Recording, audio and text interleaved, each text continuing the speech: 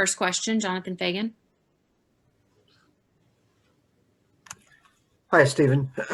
I imagine you've known for quite some time that James Harden wasn't going to retire a Rocket, but a day later, how does it hit you now that you are coaching a very different team than you signed on to coach?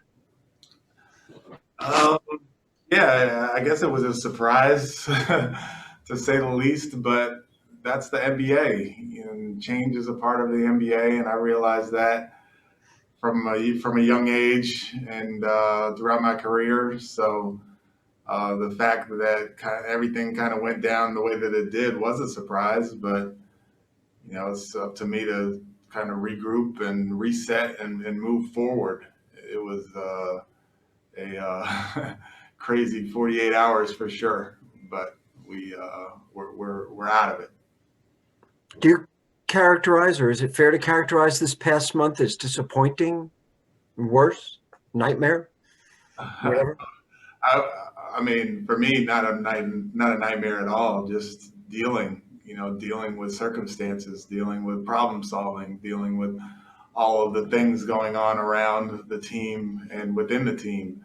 But as you said, it was it was very different on the press conference day as opposed to today, and being ready for this position and prepared to just tackle problems and solve them or figure out ways around them and that sort of thing. That's what a head coach does. And, obviously things weren't perfect, but here we are. Thank you. Mark Berman. Stephen, how have you, if you have in fact processed what's happened here, given the fact you told us that the media, that James was kind of like the missing piece of the last missing piece of the puzzle for you to get this job, but he vouched for you, and now here we are today. Yeah, it's I don't even really know how to explain it. The two guys who I spoke to last were Russ and James, and now they're not here anymore. And those are the guys who vouched for me to get the job. I assume if they didn't like the conversations that they had with me, I wouldn't be here right now. So for neither guy to be here, most recently James, it is kind of, I don't know, just sobering, I guess, of the reality of the NBA. And I'm grateful to both of those guys for vouching for me and allowing or telling Rafael that I would be a good choice to be the head coach. And, as far as the relationship that I had with James, I didn't really have much of a relationship with Russ, but the relationship that I had with James was good. And we've had some good conversations over the last couple of days. I talked to him yesterday before kind of all this stuff happened, and then we text back and forth after it all happened, and it was all positive, all good. Can you tell us your starting lineup for tonight? Yeah.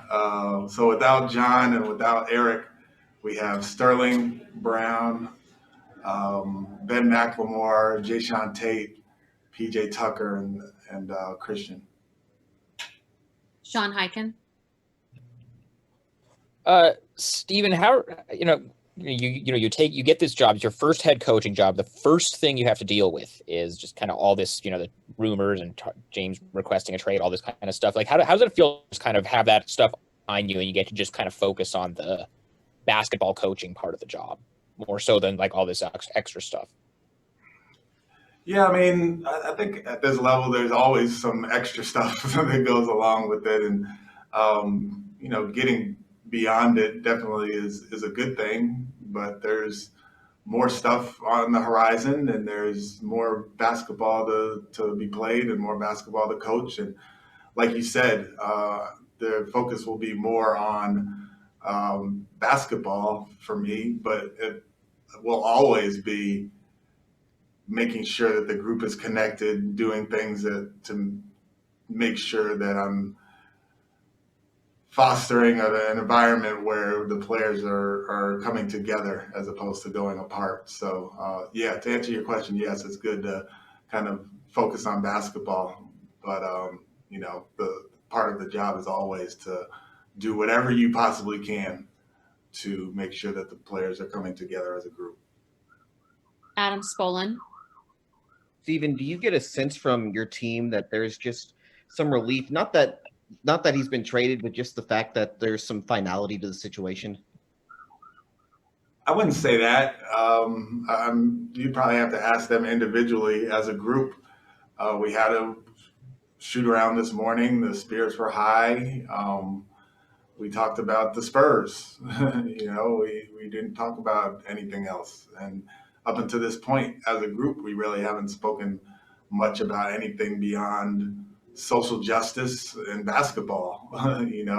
So it's kind of hard to say whether it's been a cloud over the team or it's really been something that they've been thinking about. But if it was, or if it is, then hopefully we're getting out of that.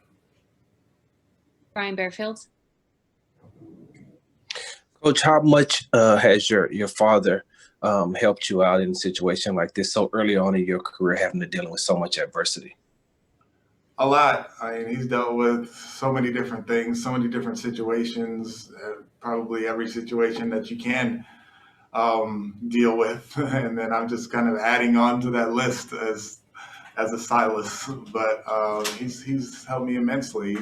The thing about my dad is he's so positive about everything and always thinks that something good is going to come out of every situation. But he also has the perspective of a former player and how the player sees it. And he was in situations where he was, I believe, with the Celtics and wanted more money and wasn't necessarily happy and that sort of thing. And it all kind of got worked out. But that's just part of the NBA business and whatever. I was 2 years old when that happened. And then obviously the coaching part, he coached the Clippers when the year after he retired, he was the head coach of the Clippers and dealing with that as a first-time head coach, and then dealing with personalities along the way and dealing with Bobby Phil's death during the middle of the season and riding and figuring out a way to just keep the group together to make the playoffs and have a successful year. So we Silases have been through a lot, and I really do depend on my dad for guidance through this. Ali Khanbashani. Hey, Steven, you still have John Wall, but without a prolific isolation scorer like James and having to tailor to his strengths, will we see differences in your offense from where it was through the first 9 games? I know 5 out will still be there, but otherwise, anything else that will change? It's hard to say right now. We got to get the new guys in and really study them. I haven't really had a chance to study those guys because I've been studying San Antonio. So once tomorrow comes, we'll have a day where I can really kind of get into those guys and their games. And as you know, this has been like a 36-hour thing since we last spoke. So focusing on what I'm going to do offensively and defensively has been more about San Antonio as opposed to the new guys coming in. Thank you. Tim McMahon. Stephen, Eric Gordon said he felt like there can be a real direction for the team now that this is done. What do you see as the direction of the team, and what kind of are the priorities moving forward this season? Yeah, moving forward is improvement.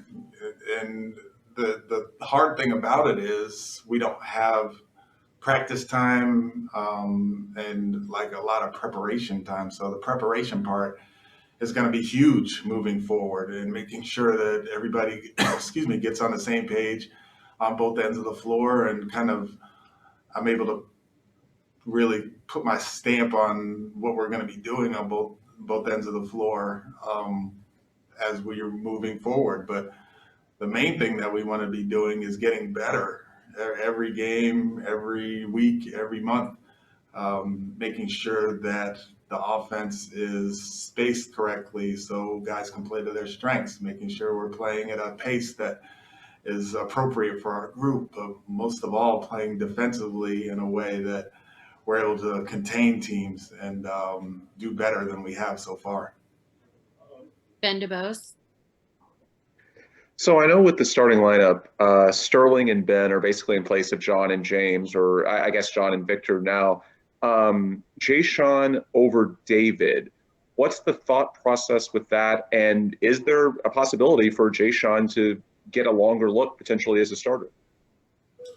Yeah, I mean, kind of everything's on the table right now, trying to figure out who, as the trade kind of works its way out, what that looks like.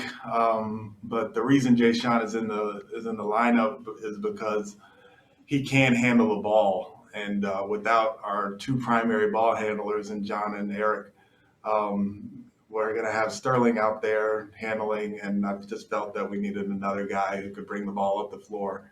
And Jae'Sean, during that period when we had those guys out for those two games, the Portland and the Denver game, he did that some, so he has some familiarity. Yeah. We'll take two more. Michael Scotto.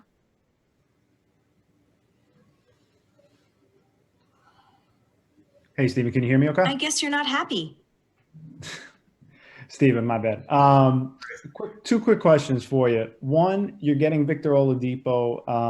I'm curious what you envision for him going forward. And also just how would you summarize the James Harden experience now that that is concluded for you, just working with him for however long you did?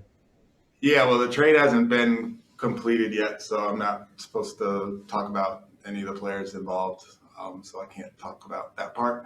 The James part was very interesting. You know, I had an opportunity to coach a Hall of Famer, and that's one of the things that I was excited about. Obviously, it was a rocky start and the rocky midway and a rocky end, but he was nothing but professional to me.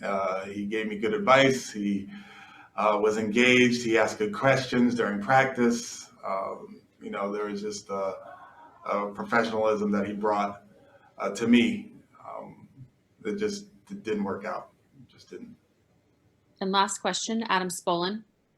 Stephen, do you have any sort of a timetable on when you can get John and Eric back? I don't. Hopefully sooner than later, because not having someone who has been a primary ball handler in their career is an issue going into any game, but especially against a team like the Spurs. Thank you, Coach. We appreciate your time.